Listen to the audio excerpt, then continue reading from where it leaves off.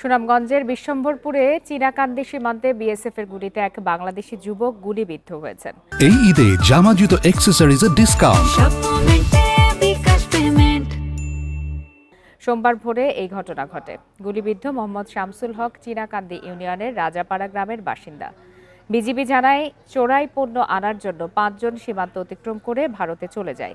এ সময় Rajapara BSF camp থেকে তাদের লক্ষ্য করে গুলি করলে শামসুল হক গুলিবিদ্ধ হন। পরে তাকে উদ্ধার করে হাসপাতালে ভর্তি করা হয়। তিনি আশঙ্কামুক্ত বলে জানিয়েছেন চিকিৎসকরা।